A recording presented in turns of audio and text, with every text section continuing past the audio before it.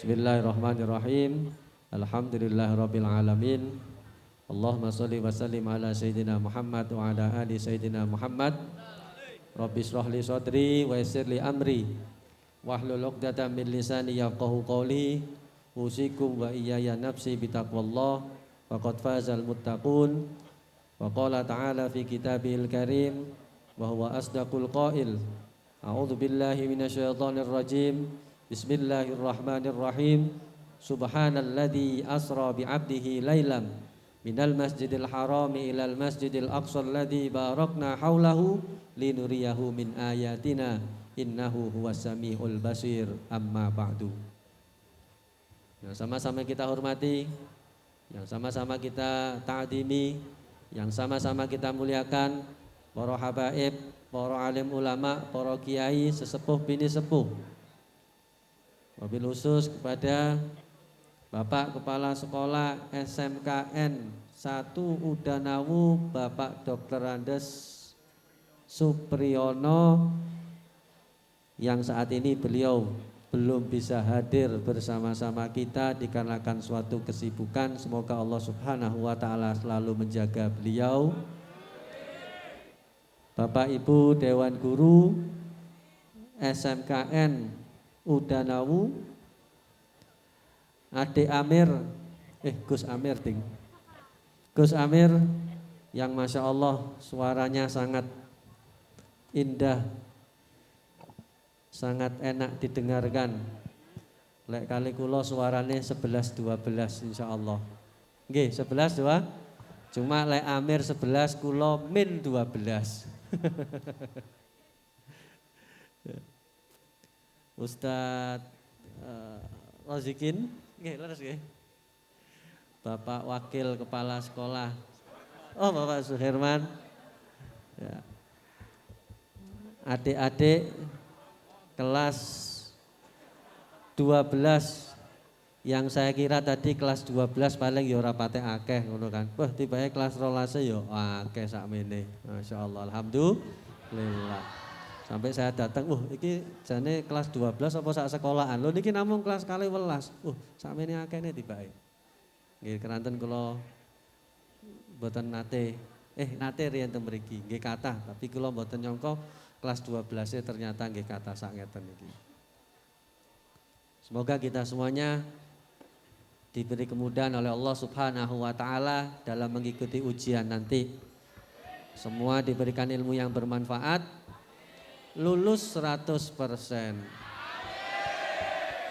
Entuk penggawean sing penak. Entuk penggawean yang tetap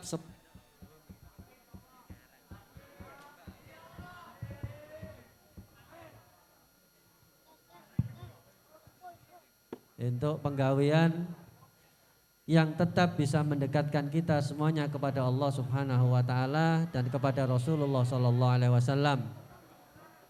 Ma'asyiral hadirin wal hadirat rahimakumullah.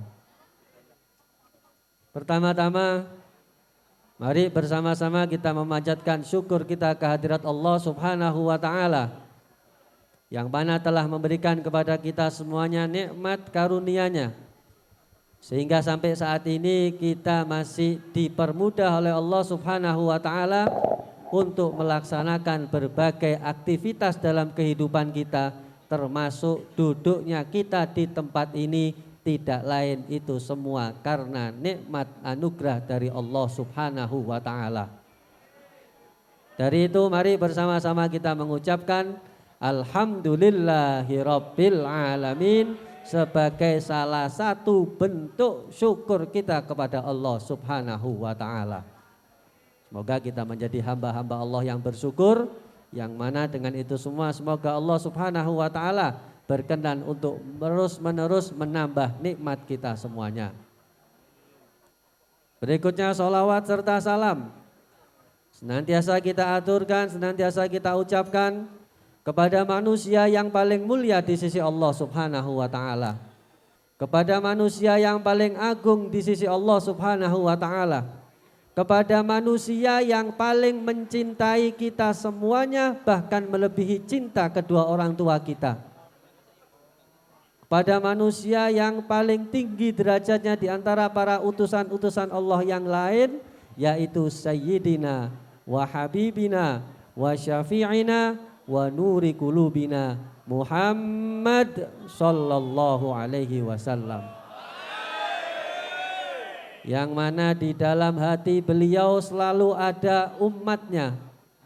Meskipun terkadang kita sebagai umatnya tidak selalu meletakkan beliau di dalam hati kita, yang mana beliau selalu memikirkan kita, melebihi beliau memikirkan dirinya sendiri, yang kadang-kadang kita justru jarang sekali mengingat Nabi besar Muhammad sallallahu alaihi wasallam. Dari itu mari kita bersama-sama mengucapkan Allahumma sholli ala Sayyidina Muhammad wa ala ali Sayyidina Muhammad. Semoga kita semuanya tidak hanya mengaku sebagai umat beliau, tapi kita juga diakui sebagai umat beliau. Semoga kita semuanya tidak hanya mengaku cinta kepada beliau, tetapi kita juga dicintai oleh beliau. Amin amin ya rabbal alamin. Yang mana beliau ini telah membawakan kepada kita semuanya nikmat Allah yang paling agung, yang paling besar, yaitu nikmat iman dan Islam. Yang semoga kita semuanya terus bisa berpegang teguh terhadap dua nikmat tersebut sampai dengan besok kita kembali kepada Allah Subhanahu wa taala. Amin amin ya rabbal alamin. Ma'asyiral hadirin wal hadirat rahimakumullah. Suatu kenikmatan untuk kita semua bahwasanya pagi hari ini kita bersama-sama duduk di tempat yang dilabeli oleh Nabi Muhammad SAW sebagai salah satu daripada taman-taman surganya Allah Subhanahu wa taala. Disebutkan suatu ketika Kanjeng Nabi niku nate dawuh dateng para sahabate. Dawuh Kanjeng Nabi pripun? Idza marartum bi riyadil jannah farta'u. Dawuh Kanjeng Nabi dateng para sahabat. Wahai sahabatku, andai kata kalian melewati daripada taman-taman surga, hendaknya kalian bergabunglah, hendaklah kalian nimbrunglah. Lantas para sahabat waktu itu bertanya, mungkin karena di sana dulu enggak banyak taman, boten kados teng Blitar ngeten niki. Nah, teng Blitar tamane kathah nggih. Taman Pecut, taman sapa mula neng kono to? Nyangkruk neng alun-alun, nyampruk neng taman Pecut. Maka ketika itu para sahabat bertanya, wa mahiya riyadul jannah ya Rasul? Apa itu taman daripada taman-taman surga wahai baginda Rasul? Apa jawaban Kanjeng Nabi? Majalisud dzikri. Tempat-tempat di mana dibacakan daripada zikrullah, dibacakan daripada sholawat kepada baginda Nabi Muhammad SAW, dipanjatkan doa-doa kita kepada Allah Subhanahu wa taala, maka tempat-tempat tersebut adalah taman daripada taman-taman surganya Allah Subhanahu wa taala. Alhamdulillah. Jadi tidak usah berkecil hati. Meskipun kita duduk di tempat yang seperti ini, tapi ngelek niki istimewa niki tempatnya. Oke, pada hakikatnya kita sedang duduk di mana? Di taman surganya Allah Subhanahu wa taala. Sekarang kita duduk di taman surganya Allah Subhanahu wa taala, mugi-mugi benjing sareng-sareng melebet surgane Gusti Allah bersama Nabi Yuna Muhammad sallallahu alaihi wasallam. Maka iki jalure wis bener. Nggih, niki wau hajate napa? Peringatan Isra Mi'raj sekaligus doa bersama memohon kepada Allah Subhanahu wa taala untuk diberi kemudahan dalam melaksanakan ujian. Maka memperingati Isra Mi'raj, berdoa bersama memohon kepada Allah Subhanahu wa taala dengan membuat majelis-majelis semacam ini iki lek cara jalur wis bener. Nggih, lek cara jalur wis bener. Dawuh Gusti Kanjeng Nabi napa? Majalasa qaumun majlisan, tidaklah duduk sekelompok orang di dalam suatu tempat yang mana di tempat tersebut dia membaca zikir kepada Allah Subhanahu wa taala, membaca sholawat kepada baginda Nabi Muhammad sallallahu alaihi wasallam, kecuali di tempat tersebut yang pertama akan dinaungi oleh malaikat-malaikat Allah Subhanahu wa taala. Dados enjing niki insyaallah nggih tempat niki dinaungi kalih malaikate Gusti, tapi malaikate ojo mbok goleki, ora bakal ketemu. Karena apa? Malaikat itu makhluk gaib yang tidak bisa kita lihat. Tapi kita yakini bahwasanya malaikat itu ada. Percaya napa mboten malaikat niku wonten? Percaya nggih? Tahu ketemu kok percaya? Mboten. Nggih pun lek ngoten. Nggih. Kemudian yang kedua disebutkan bahwasanya di tempat-tempat tersebut akan diturunkan daripada rahmat-rahmat Allah Subhanahu wa taala. Kemudian Allah akan menjadikan tempat-tempat tersebut sebagai tempat diijabahnya doa-doa dan permohonan-permohonan kita kepada Allah Subhanahu wa taala. Tempat di mana di tempat tersebut menjadi wasilah Allah Subhanahu wa taala akan memberikan ampunan-ampunan atas dosa-dosa yang pernah kita lakukan.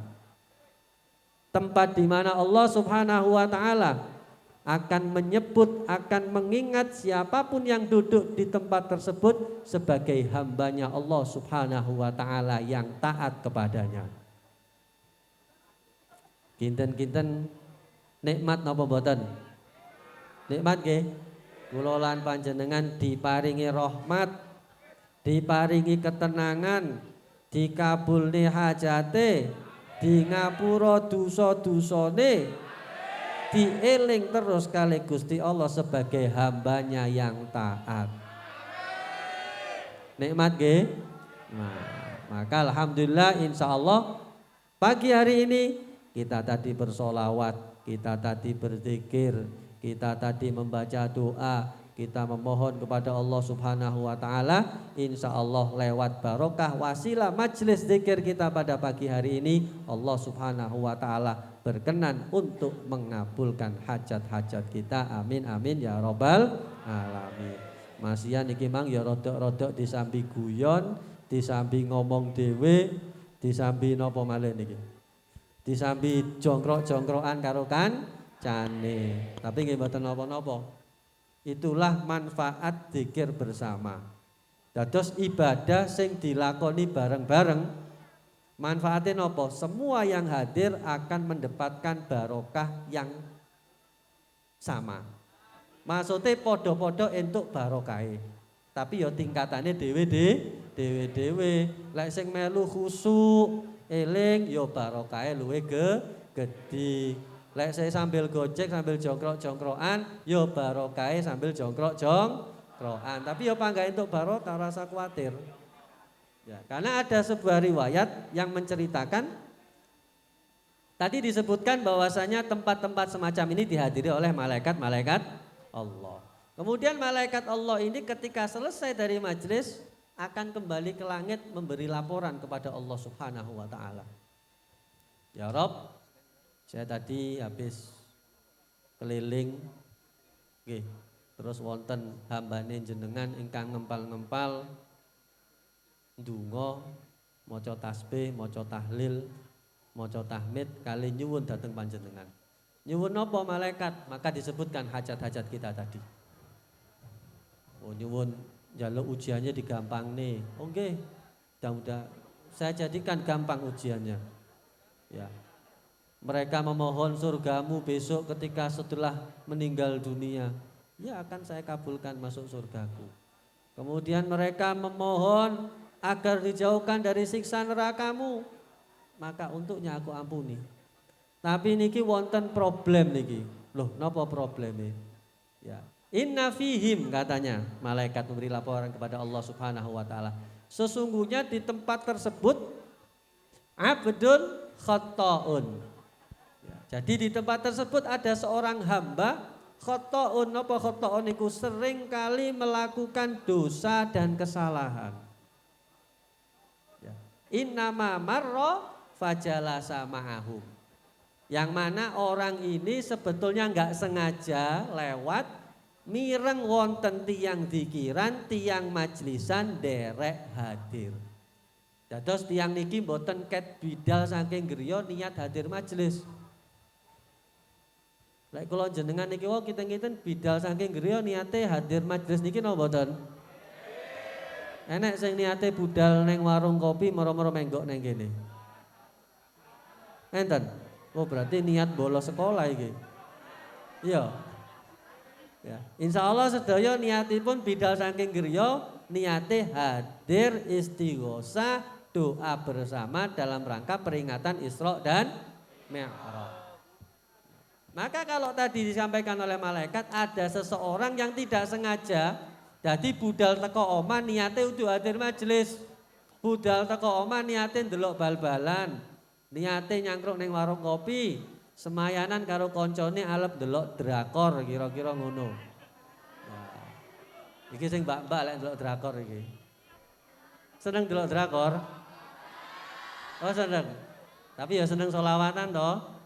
Alhamdulillah gak apa-apa, muga-muga benjing drakore saya sudah selawatane sing saya nambah. Nah. Maka ini enggak niat hadir majelis Gusti.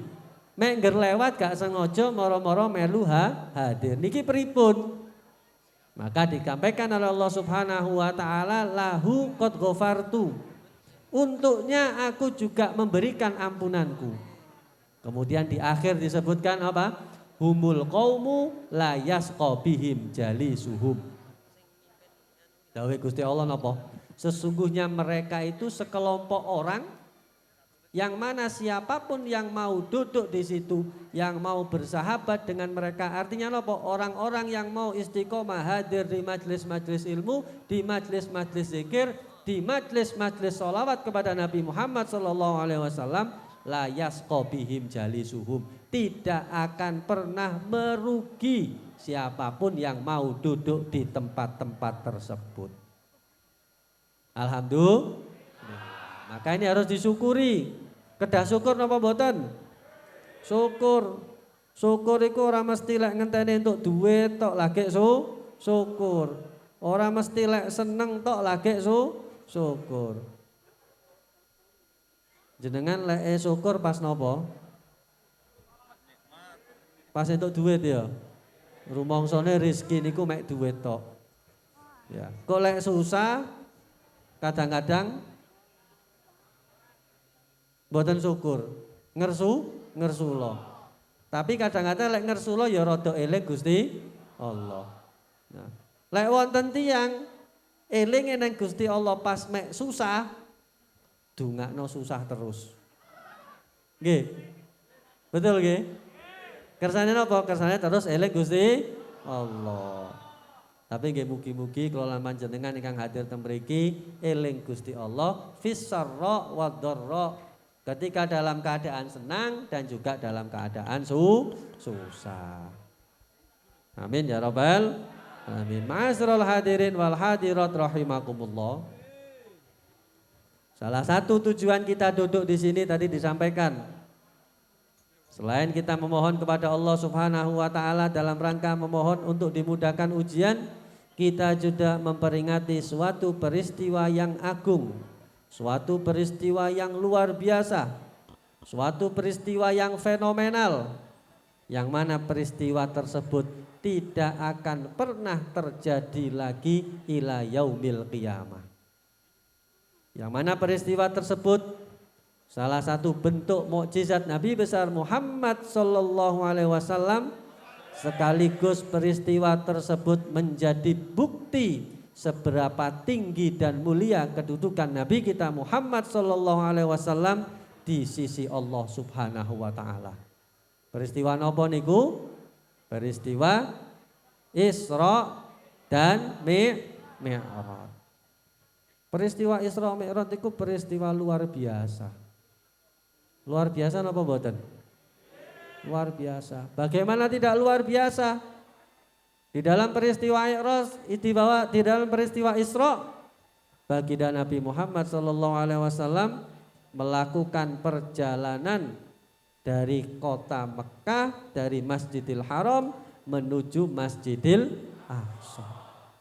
Loh, apa istimewanya teko Masjidil Haram dan Masjidil Aqsa? Yang membuat istimewa bahwasanya perjalanan beliau di malam itu dilakukan hanya dalam waktu semalam saja. Bahkan semalam ora jangkep.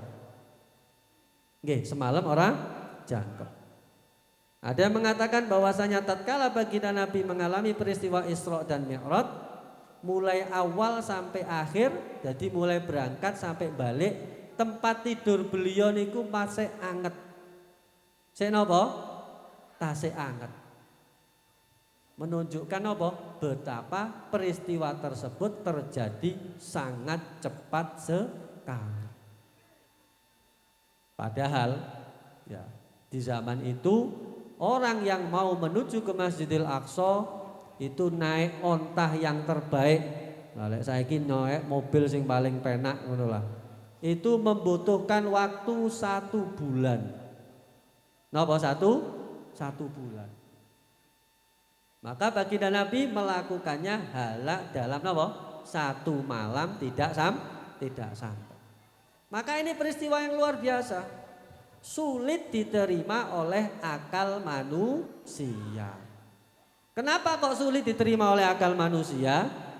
Karena itu merupakan keajaiban dan kebesaran Allah Subhanahu wa ta'ala. Sedangkan otak kita, akal kita tidak mampu untuk memikirkan kebesaran Allah Subhanahu wa ta'ala. Otak kita terbatas enggak? Pikiran kita terbatas napa mboten? Terbatas nggih. Ilmu pengetahuan kita terbatas napa mboten? Terbatas nggih. Apakah perlu sesuatu itu kita yakini ada kalau kita sudah tahu? Perlu napa mboten? Sesuatu itu dikatakan ada lek awak dhewe wis ngerti ngono ya. Nggih, berarti lek awak dhewe gak ngerti sesuatu itu ora enek. Nggih napa nggih? Sepakat nggih? Jadi sesuatu itu dikatakan ada, ora mesti awak dhewe kudu ngerti. Nggih. Karena banyak hal di luar sana, karena keterbatasan pengetahuan kita tidak bisa mengetahui hal tersebut. Termasuk dalam memahami mukjizat. Mukjizat itu napa kok? Mukjizat itu amrun khariqun lil adah. Sesuatu di luar kebiasaan. Baik itu kebiasaan manusia, di luar hukum alam dan lain sebagainya. Niku namine napa? Mukjizat. Ketika kita memahami mukjizat hanya mengandalkan ilmu pengetahuan saja, maka tidak akan ketemu jawabannya. Geni iku kok iso adem piye ceritane? Iku profesor sak dunya dikumpulne untuk mencari tahu jawabannya, api kok bisa dingin. Itu insya Allah ya ora bakal ketemu. Saged ketemu napa mboten? Mboten nggih. Karena apa? Sifatnya api itu panas. Mau diteliti bagaimanapun secara ilmiah tidak akan ketemu. Tetapi kalau kita menggunakan iman, tidak harus masuk di akal pikiran kita. Cukup kita yakin itu adalah kebesaran dan keagungan Allah Subhanahu wa ta'ala, cukup menjadi alasan kita untuk mempercayai hal tersebut. Ngoten nggih? Termasuk peristiwa Isra dan Mi'raj. Baginda Nabi diberangkatkan dari Mekah menuju Masjidil Aqsa. Ya. Kemudian di situ beliau di Masjidil Aqsa melaksanakan sholat bersama para nabi dan rasul. Di situ beliau menjadi imamnya. Ini sekali lagi menunjukkan bahwasanya Nabi kita Muhammad SAW adalah nabi utusan Allah yang paling mulia di antara nabi-nabi yang lain. Niku peristiwa napa? Isra. Dados Isra niku perjalanan Nabi Muhammad sallallahu alaihi wasallam dari Masjidil Haram menuju ke Masjidil Aqsa. Kemudian setelah peristiwa Isra, beliau menghadapi peristiwa yang kedua, yaitu namanya Mi'raj. Kalau Isra tadi adalah perjalanan beliau dari Masjidil Haram ke Masjidil Aqsa, kalau Mi'raj adalah perjalanan beliau dari Masjidil Aqsa naik sampai menuju ke yang namanya Sidratul Muntaha. Yang mana disebutkan bahwasanya ketika itu beliau melewati langit demi langit sebelum menuju ke Sidratul Muntaha. Langit itu pundi? Iku lho langit. Nggih. Langit niku wonten kalih. Langit sing ketok. Nah niku langit ya, tapi itu ya mek ketoke awak dhewe ngono to. Ada satu lagi namanya langit gaib. Langit gaib niki langit yang kita tidak tahu, yang mana di situ menjadi tempatnya para malaikate Gusti Allah. Maka tatkala peristiwa Mi'raj, Nabi besar kita Muhammad sallallahu alaihi wasallam sebelum menghadap kepada Allah Subhanahu wa taala, beliau melewati langit demi langit. Yang mana di tiap tingkatan langitnya beliau bertemu dengan para nabi terdahulu. Di langit pertama beliau bertemu dengan Nabi Yuna Adam alaihis salam. Yang mana ketika beliau bertemu Nabi Adam niku ngeten. Nengok ke kanan, Nabi Adam niku mesem. Nengok teng kiwa, Nabi Adam niku nangis. Ditangeti kali Gusti Kanjeng Nabi. Nabi Adam, enten napa jenengan kok lek noleh kanan mesem, lek noleh kiwa nangis. Kula lek nengok kanan, saya ini kelihatan anak cucuku yang beriman kepada Allah Subhanahu wa taala. Maka seketika itu saya gembira, saya mesem. Tatkala saya nengok ke kiri, di situ saya kelihatan anak cucuku yang tidak beriman kepada Allah Subhanahu wa taala. Di situ saya bersedih, akhirnya saya menangis. Kemudian beliau lanjut lagi ke langit yang kedua, di situ beliau bertemu dengan Nabi Yahya dan Nabi Isa alaihi wassalam. Kemudian naik lagi ke langit ketiga, di situ beliau bertemu dengan Nabi Yusuf alaihis salam. Naik lagi ke langit keempat, di situ beliau bertemu dengan Nabi Idris alaihis salam. Kemudian naik lagi ke langit yang kelima, di situ beliau bertemu dengan Nabi Harun alaihis salam. Naik lagi ke langit keenam, di situ beliau bertemu dengan Nabi Musa alaihis salam. Sampai ke langit ketujuh, di situ beliau bertemu dengan Nabi Ibrahim alaihis. Eling urutane. Pun eling. Langit pertama ketemu sapa? Hah? Nabi. Langit ketiga ketemu sapa? Hah? Lek pemain bal-balan ya apa lagi? Ya. Lek pemain bal-balan oh ya Yusuf ya benar. Tapi aku gak janjini hadiah ya man. Ya. Terakhir beliau bertemu dengan Nabi Ibrahim. Setelah itu ya, beliau menuju ke yang namanya suatu tempat Sidratul Muntaha, yang mana di situ beliau mendapatkan anugerah yang begitu besar, yaitu beliau bertemu dengan Allah Subhanahu wa taala. Yang mana dengan bertemunya beliau dengan Allah Subhanahu wa taala, beliau mencapai derajat keyakinannya kepada Allah Subhanahu wa taala yang tidak pernah dicapai oleh makhluk Allah manapun, bahkan malaikat Jibril alaihi salam. Terus setelah ke langit yang ketujuh itu, ketika akan menghadap Allah Subhanahu wa taala, kan perjalanan Isra Mi'raj itu kan Kanjeng Nabi didampingi oleh malaikat Jibril. Ketika akan menghadap Allah Subhanahu wa taala, malaikat Jibril sudah tidak bisa ikut lagi. Wis Kanjeng Nabi, lek niki pun bagiane panjenengan. Lek kula mboten saged punan. Karena ini adalah anugerah yang khusus diberikan oleh Allah Subhanahu wa taala dhateng panjenengan. Napa niku? Bertemunya seorang makhluk dengan Sang Khalik, yaitu bertemunya Nabi kita Muhammad sallallahu alaihi wasallam dengan Allah Rabbul Alamin. Sehingga derajat keyakinan, keimanan, ketakwaan beliau itu wis dok paling tinggi. Dados yakin, ngerti yakin ya? Ya, yakin niku wonten tingkatan-tingkatannya. Saniki kula badhe tanglet. Ngerti Monas, aja Monas kecedeken. Ngerti Menara Eiffel? Ngerti ya? Neng ndi? Neng Pak? Pun nate teng mriku. Tapi yakin Menara Eiffel niku wonten? Yakin nggih? Kok iso yakin tekan ndi?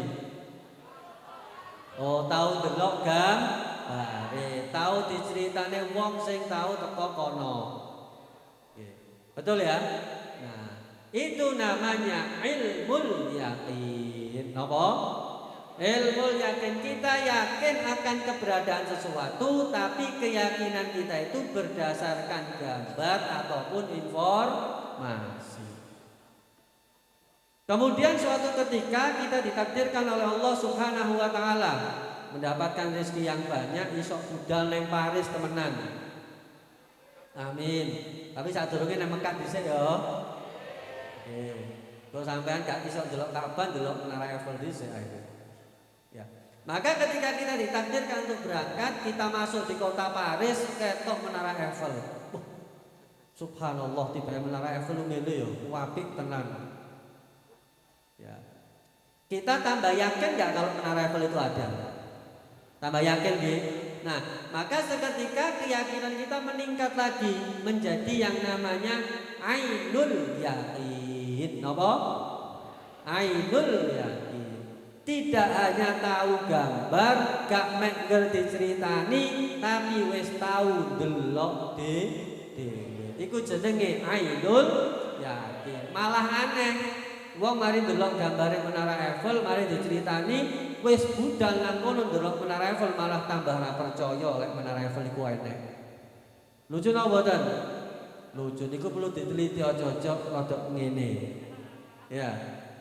Piye bar diceritani percaya barang wis ndelok tambah ora percaya.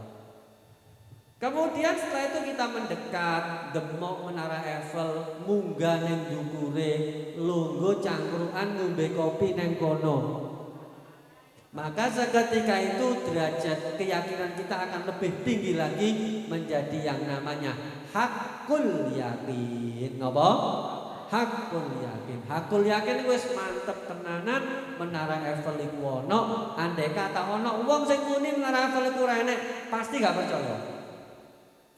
Pasti gak percaya karena wis ngerti gambare, ngerti ceritane, tau ndelok, kek tau nyangkruk, lungguh, munggah neng Menara Maka keyakinan kita kepada Allah Subhanahu wa taala juga seperti itu. Kula lan panjenengan iki lek eling Gusti Allah kan ala kading lho. Kadang-kadang eling. Lek pas salat ya eling Gusti Allah sing salat. Sing salat. Sing ora salat ora eling blas. Elinge karo pemain bal-balan nek sing lanang. Lah sing wedok eling karo artis Korea. Betul ya? Nah, iku sing salat. Ya, di luar salat beda maneh. Nggih. Di luar salat beda lagi. Jadi keyakinan itu enggak jelas. Kadang Gusti Allah iki enek, kadang ora enek akhire. Nah, niku lek kelasé kula lan panjenengan. Maka di peristiwa Mi'raj beliau mendapat anugerah bisa bertemu dengan Allah Subhanahu wa taala sehingga derajat ketakwaan dan keyakinan beliau kepada Allah Subhanahu wa taala mencapai derajat yang paling tinggi yang tidak bisa ditandingi oleh nabi dan manusia manapun. Alhamdulillah. Kenapa alhamdulillah kula lan panjenengan ditakdiraken dados umate Kanjeng Nabi Muhammad sallallahu alaihi wasallam. Maka di situ beliau menerima sebuah peristiwa, sebuah tanggung jawab yang besar.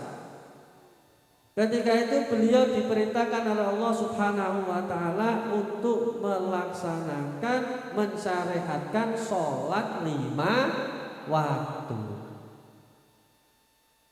Yang di riwayat disebutkan awalnya tidak 5 waktu. Berapa waktu?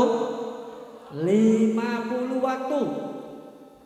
Maka ketika Rasul Muhammad SAW dari peristiwa Mi'raj, beliau turun lagi ketika nyampe di langit yang nomor 6. Panggil kali sinten mau? Teng langit nomor 6. Nabi Musa. Ketika beliau bersama Nabi Musa, ditanya sama Nabi Musa, "Ya Muhammad, apa yang telah dianugerahkan oleh Tuhanmu kepadamu?" Kalau niki wau diaturi kengken mensyariatkan sholat 50 waktu. Wis saniki jenengan balio ning Gusti Allah malih. Napa? Nyuwuna keringanan wis ora bakal kuat umatmu ngelakoni sholat 50 waktu. Umat jenengan iki jarene ya wis cilik-cilik lemes. Umat Kanjeng Nabi konon diceritakan usia umat-umat terdahulu itu antara 1000 munggah ataupun 1000 kurang sedikit. 1000 tahun ataupun 1000 tahun kurang sedikit. Sehingga orang itu mencapai usia balik itu pas umur 80 tahun. Jadi umur 40 tahun sik pempersan gitu. Nggih, umur pinten? Umur 40 tahun sik pempersan. Bahkan andai kata ada orang yang meninggal di usia 200 tahun,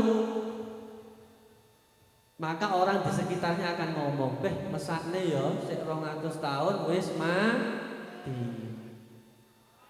Lah lek saiki 200 tahun wis mati ket biyen. Saiki lek 200 tahun wis mati ket biyen.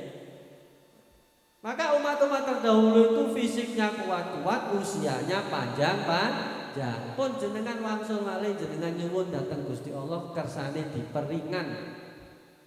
Dan disinilah menjadi bukti bahwasanya Nabi Muhammad SAW sangat memikirkan umatnya. Lek jeneng Nabi mboten mikir kula lan panjenengan, niscaya beliau akan menerima sholat tersebut. Jangankan 50 rakaat, jangankan 50 waktu, 1000 waktu, 100.000 rakaat, Kanjeng Nabi pasti kuat dan siap. Tapi lek dipikirlah kula lan panjenengan iki. Nah, model-model sing eling Gusti Allah nek delok-delok iku mangga. Ya, eling Gusti Allah lek delok. Jadi awalnya syariat itu 50 waktu. Ada yang menjelaskan 50 waktu niku subuh ping 10, zuhur ping 10, asar ping 10, maghrib ping 10, isya ping 10. Lek di total sehari semalam 170 rakaat. Kuat sholat sakmono. Kuat. Wong terawih yang golek sing cepet kok. Ya. Terawih itu cuma 20 rakaat. Kayak pas bulan Ramadan itu ya didata. Oh, ojo salat nang kono nyamuk. Wis suwi kuwi.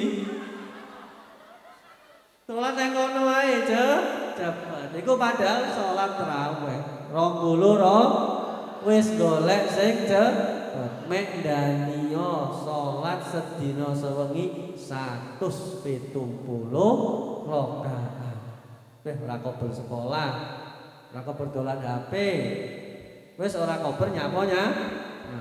Tapi alhamdulillah berkat kasih sayang Rasulullah SAW kepada umatnya, berkat kecintaan Allah Subhanahu wa taala kepada baginda Nabi Muhammad SAW, sholat yang tadinya 50 waktu menjadi hanya 5 waktu. Tapi enggak usah berkecil hati. Meskipun sholatnya hanya 5 waktu, pahalanya sama dengan sholat 50 waktu. Allahumma sholli ala Sayyidina Muhammad. Barokah sinten? Barokah Kanjeng Nabi. Maka walhasil sholat ini menjadi 5 waktu. Akhirnya lek 50 waktu mang gara-gara sholat ora kober nyapo-nyapo. Lek saiki salate dadi 5 waktu, iso kober nyapo-nyapo sampai ra kober bener berarti. Betul ya? Leres. Nggih teng mriki tiyang nggih. Alhamdulillah. Mugi-mugi mantun niki salate tambah istiqomah. Nggih. Salat niku sangat penting. Nggih, salat sangat penting. Dawuh Kanjeng Nabi, posisi salat di dalam agama Islam kamanzilatir ra'si fil jasadi. Ya, posisi salat di dalam agama Islam itu sebagaimana posisinya kepala di dalam anggota tubuh. Kita itu tangannya ora jangkep, pangga iso sikile ora jangkep, pangga iso Gini apa deh? Tapi kalau kepalanya nggak ada bisa nggak itu? Betul sakit nggih. Iso dadi gundurwu. Iso dadi gundurwu. Ya. Maka sholat itu posisinya apa? Seperti kepala dari anggota tubuh. Maka penting sekali. Nah, cuma kadang-kadang tiang niku lek wis kadung kulino, sholat itu kan nggih tadi disebutkan karena nggak jadi kebutuhan itu apa. Ya ora boten kados kuota. Ya lek koyo kuota kan jadi kebutuhan. Kok kuotane entek nang HP-ne wis bingung. Nggih, sampe lek kentekan kuota bingung napa mboten? Bingung nggih. Sama temenanmu lek WA enggak nyampe. Nggih. Nah, maka sholat posisinya sangat penting. Dari mana kita bisa melihat pentingnya sholat? Yang pertama dari cara Allah mensyariatkan sholat. Kalau ibadah-ibadah yang lainnya Allah mensyariatkannya kepada Nabi Muhammad SAW melalui wahyu lewat malaikat Jibril. Tapi yang sholat boten langsung Allah Subhanahu Wa Taala memanggil Nabi Muhammad SAW. Kemudian bukti yang kedua bahwasanya Allah Subhanahu Wa Taala begitu mencintai sholat itu bahwasanya Allah Subhanahu Wa Taala menciptakan malaikat-malaikat di langit yang melakukan gerakan-gerakan sholat. Terus malaikat Gusti Allah niku wonten sing rukuk terus, wonten sing sujud terus, wonten sing berdiri kados tiyang sholat nggih berdiri terus. Wonten sing duduk nggih duduk terus kados tiyang salat. Itu menunjukkan apa? Allah Subhanahu Wa Taala sangat mencintai dan suka dengan salat. Dan kita kalau pagi ini mengadakan peringatan Isra dan Mi'raj sak enggak-enggae. Ya, sak enggak-enggae. Monggo sareng-sareng mengintrospeksi kembali sholat kita. Sudah sejauh mana sholat kita laksanakan? Sholat itu jadi gampang apa angel? Gampang ya. Terus dilakoni tadi. Nggih, sholat itu gampang apa mboten? Seluruh syariat agama Islam itu semuanya mudah. Sholat itu yang wajib berapa tadi? 5 waktu. Boleh gak kita jadikan gak 5 waktu? Boleh ya? Boleh seumpama kita perjalanan. Boleh jadi 3 waktu. Gak bisa sholat sambil berdiri, boleh gak sambil duduk? Boleh. Boleh gak kuat duduk sambil berbaring? Boleh.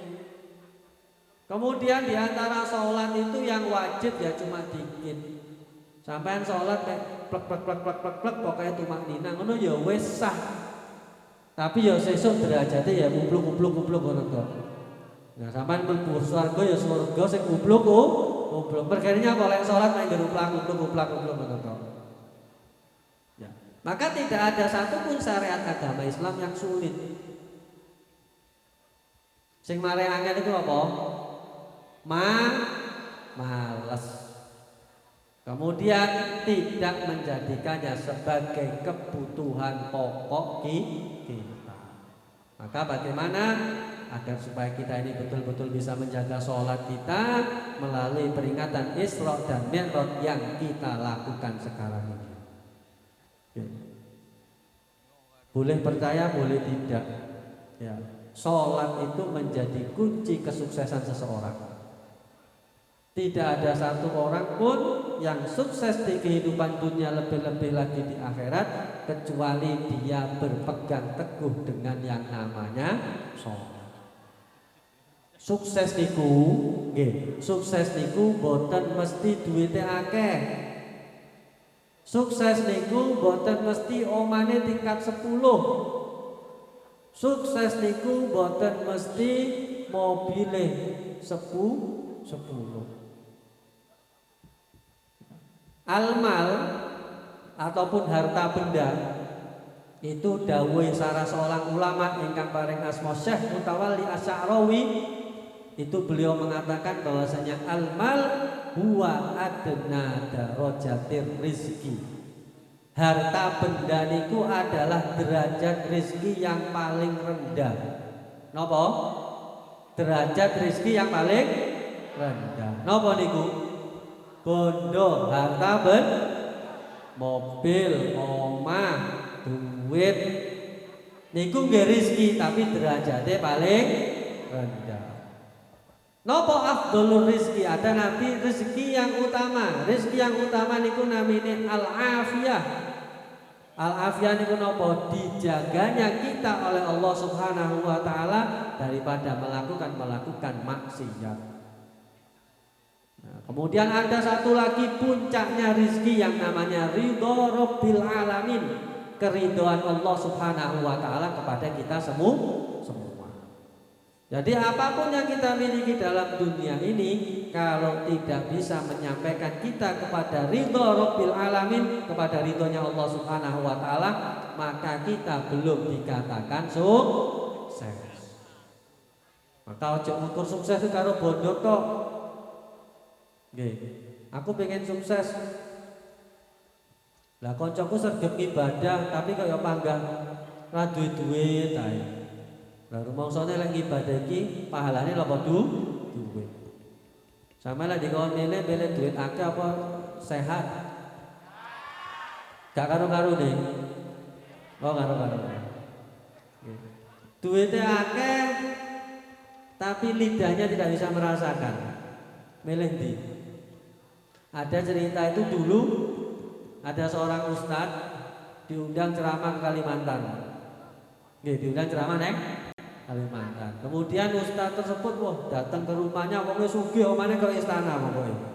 Suguhane macam-macam enek. Akhirnya ustadz niku ajenge teng kamar kecil. Akhirnya pamit nyuwun sewu kula ajenge teng kamar kecil. Nggih monggo pinarak teng mriku. Wah, mlebu ning jedinge. Ning jero jeding lho ana TV. Kayak TV-ne gede. Wah nek betawis pokoknya istimewa. Ya, kemudian ketika ramah tamah makan dengan menu istimewa, ustaz ini gumun. Niku sohibul bete kok orang demok panganan apa-apa ya. Ya, ajenge tanglet langsung boten penak, tapi tanglet teng lingkungan sekitar. Diceritakan ternyata apa? Orang yang kaya tadi sing jedenge ana TV-ne.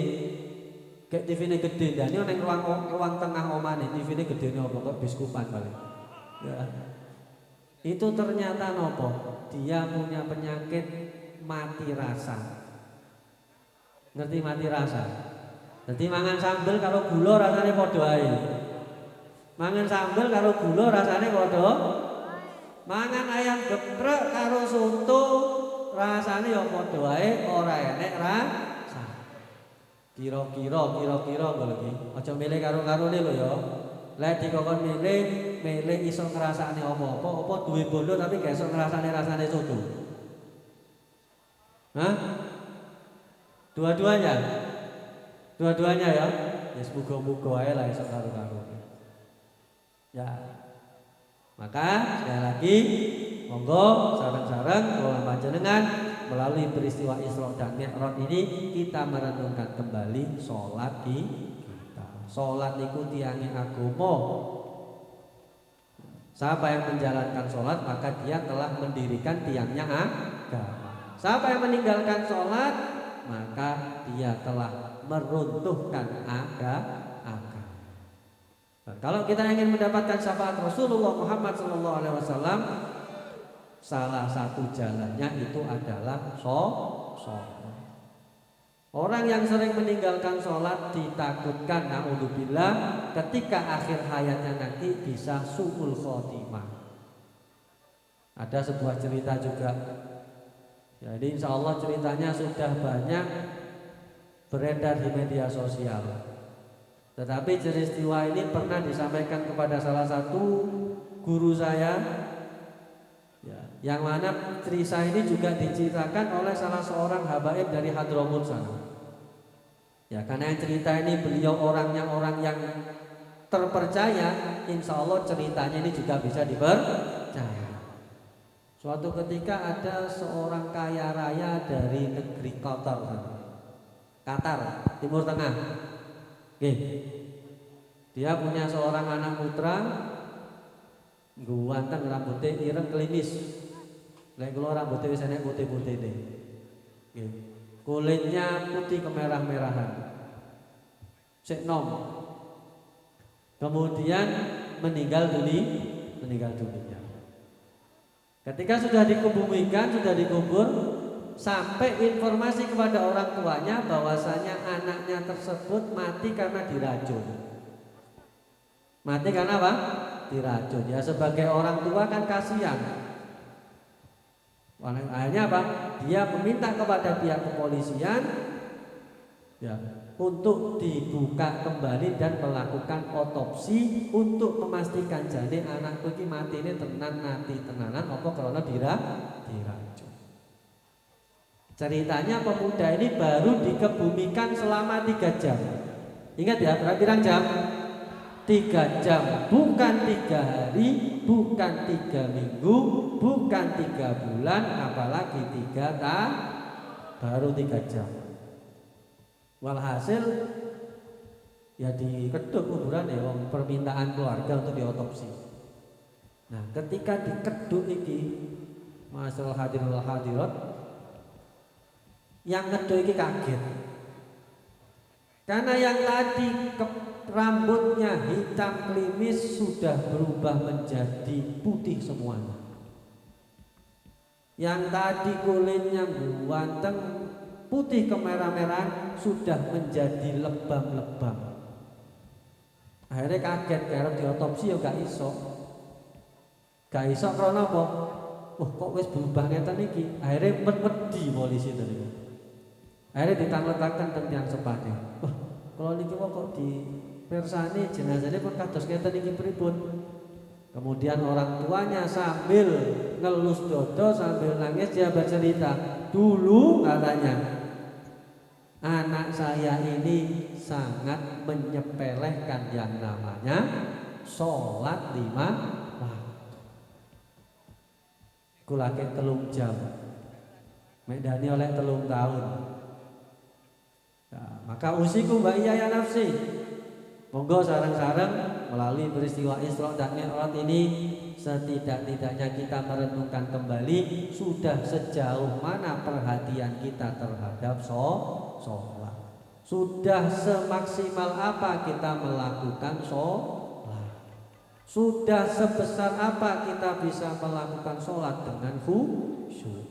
Wis yang pertama rasa khusyuk dhisik, wis pokok istiqomah nglakoni sholat 5 waktu, syukur-syukur iso berjamaah.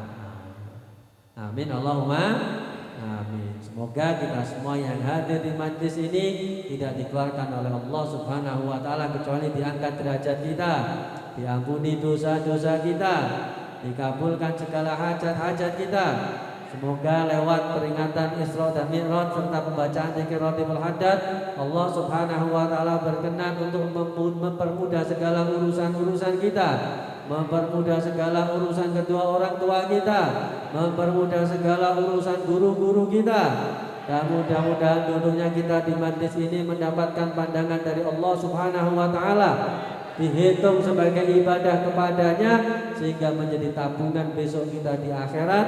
Dan mudah-mudahan duduknya kita di majlis ini dengan membaca sholawat kepada Nabi Muhammad SAW mendapat pandangan khusus dari beliau, sehingga kita ini tidak hanya mengaku sebagai umatnya tetapi juga diakui sebagai umat Nabi Muhammad SAW, sehingga kita ini tidak hanya mengaku cinta kepada beliau tetapi kita juga dicintai oleh beliau. Amin amin ya rabbal alamin. Semoga melalui peringatan Isra dan Mi'raj ini kita semuanya betul-betul bisa dibimbing, diberi petunjuk, diberi kekuatan oleh Allah Subhanahu wa taala untuk bisa menjaga sholat kita, untuk bisa melakukan sholat secara istiqomah, untuk bisa meningkatkan kualitas sholat kita. Mudah-mudahan dengan itu semuanya kita bisa mendapatkan kebahagiaan baik di dunia maupun di akhirat nanti. Dan mudah-mudahan sebagaimana kita semua duduk di majlis zikir ini, besok kita juga semuanya akan didudukkan oleh Allah Subhanahu wa taala di dalam surganya bersama junjungan kita, kekasih kita Nabi besar Muhammad sallallahu alaihi wasallam. Amin amin ya rabbal. Ini saja sedikit yang bisa saya sampaikan. Kurang lebihnya saya mohon maaf. Terima kasih atas diberikannya kesempatan saya untuk bisa bersilaturahim di sini. Semoga silaturahim ini bisa membawa barokah dan manfaat untuk kita semuanya. Alhamdulillah disediai umbean, dikai kursi yompuk. Selamat ini memang gak keturun. Gempuan kursinya sama lagi. Kurang lebihnya saya mohon maaf. Ihdinas siratal mustaqim. Assalamualaikum warahmatullahi wabarakatuh.